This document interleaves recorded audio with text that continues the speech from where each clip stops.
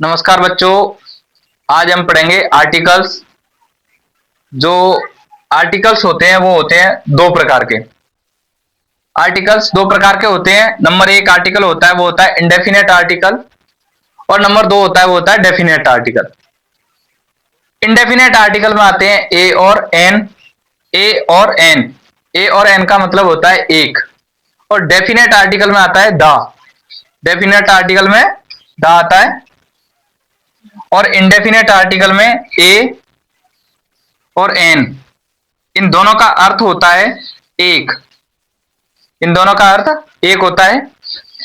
ए और एन का प्रयोग सिंगुलर काउंटेबल नाउन के साथ किया जाता है। सिंगुलर काउंटेबल नाउन्स के साथ किया जाता है। और दा का प्रयोग किसी विशिष्ट नाउन्स के साथ किया जाता है।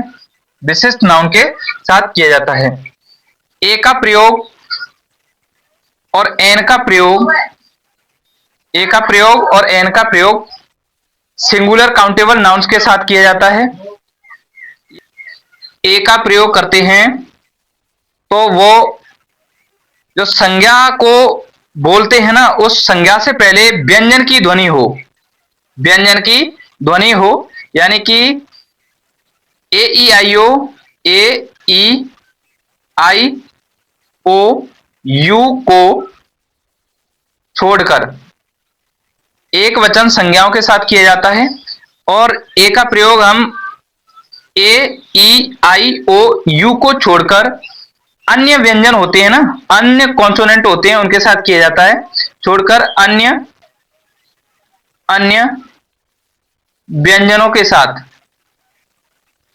अन्य व्यंजनों के साथ किया जाता है, किया जाता है।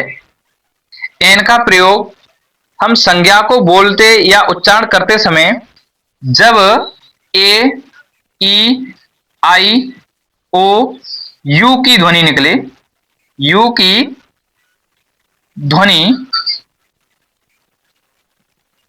निकलती है, निकलती है, तब हम एन का प्रयोग करते हैं। और ये जैसे कि एप्पल, इससे पहले हम एन का प्रयोग करेंगे।